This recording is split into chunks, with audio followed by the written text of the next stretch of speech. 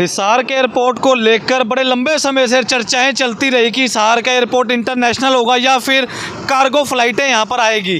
बहरहाल तो एक समय बताएगा, पर हरियाणा के लोगों की नज़र पूरे इस एयरपोर्ट के ऊपर टिकी हुई थी।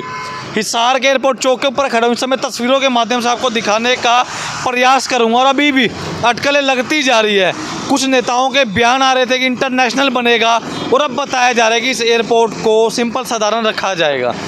खैर, जनता समझदार है, शेयर करती रही। और एक कहावत कही गई थी कि हवाई चप्पल पहनने वाले लोग भी हवाई जहाज का सफ़र कर सकेंगे।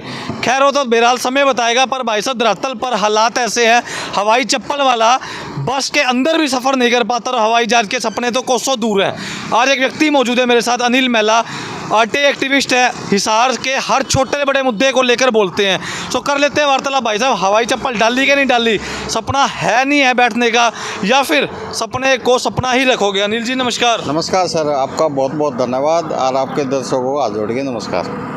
भाई साहब, हवाई चप्पल खरीद ली थी क्या आपने भी? नहीं, किस लिए? अपन जहाज में पहले ही कौन बैठा, मैं जब ये बना था तब भी कह दिया था, मतलब फिजुल्ली बातें हैं, प्रॉपर्टी का इन्होंने कारोबार करना है, जनता को मूर्ख बनाना है, वो कर दिया। आज बताते थे कि हवाई चप्पल पहनने वाला भी, रिक्शे वाला भी हवाई जहाज में बैठेगा। भाई साहब ऐसा जी, रिक्शा वाला रिक्शा में बैठ जाओ, वह बता रहे हैं लोग, रिक्शा बंद होने लग रही है, आप हवाई जहाज की बात करने लग रहे हो। यहाँ पे ऐसा है, जब अंतर्राष्ट्रीय हवाई अड्डा कह रहे थे ये, इसमें हिसार में ऐसा क्या चीज़ है, ऐसा क्या है कि जो अपन यहाँ अंतर्राष्ट्रीय मतलब बहुत बड़े बड़े उद्योग होते हैं या कुछ और होता है, अलग बात थी, या विदेशों का आगमन, इसमें तो एक ही है, ये एक सगुफा और छोड़ दो, नोला जी गुजरी महल की गुफा खुलाएंगे 80 तक, फिर के पता कुछ और लोग झांसे में आ जावा।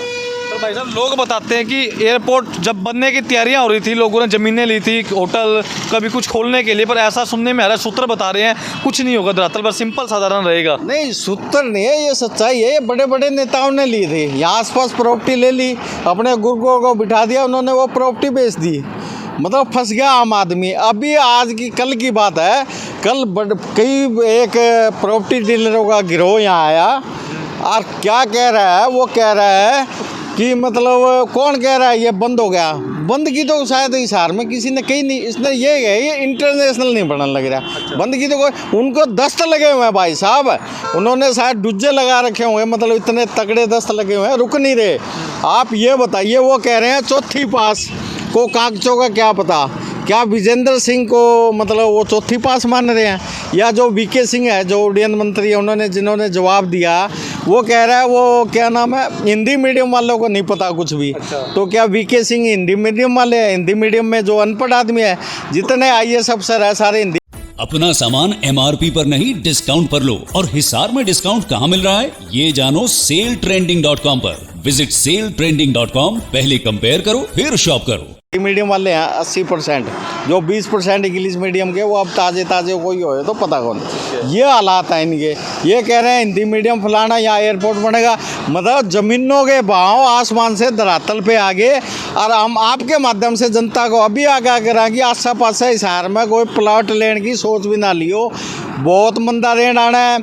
अभी हमारे वो लगा ले, तू क्या नाम है उसका, जिला उपायुक्त महोदय उत्तम कुमार जी ने परसों स्टेटमेंट दी थी कि आप सोसाइटी के कार्ड धारकों से प्लॉट ना लेना। वो क्या करते हैं, वो आम जनता को जागरूक ही कर सकते हैं, क्योंकि सोसाइटियों पे तो वो किसी से गंजा कस नहीं सकते।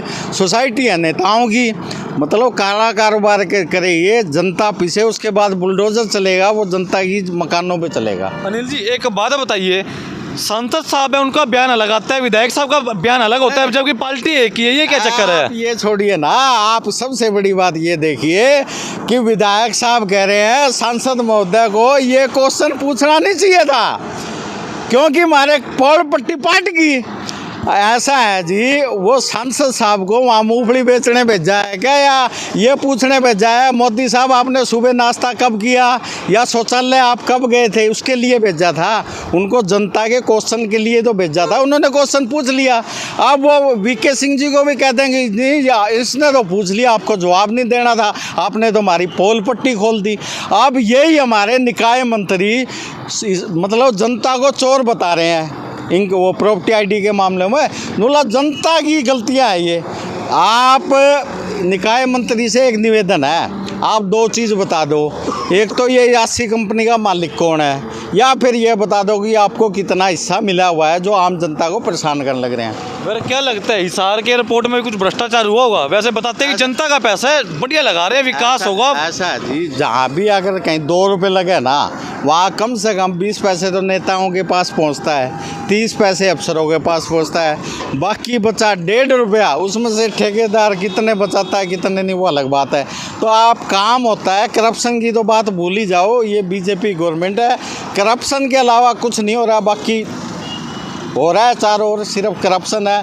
लाखों पेड़ काट दिए लोगों का, मगर ऑक्सीजन लग रहे थे, कहाँ गए लाखों पेड़, कहाँ गया पैसा, वेस्टेज है, सिर्फ इन्होंने माल कमाना था। एक चीज़ और आपके माध्यम से इनसे पूछना चाहता हूँ मैं, और आप लोग भी पूछना, इन सब के बच्चे कहाँ हैं ये पूछ लेना कि विदेश में है या भारत में ही है, आपको सारा सच यहीं पता चल जाएगा। भाई साहब एक बार बताइए, युवाओं की बात करूँ, युवाओं को कैसा रोजगार मिलता है मेरे हरियाणा के अंदर?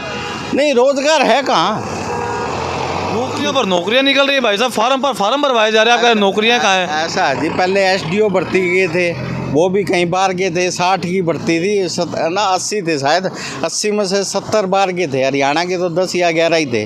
तो ये तो बस हरियाणा वाले को कहीं रोज़गार नहीं है, बाहर वाले को किसी को दे देते हैं, वो किस हिसाब से देते हैं वो अलग बात है।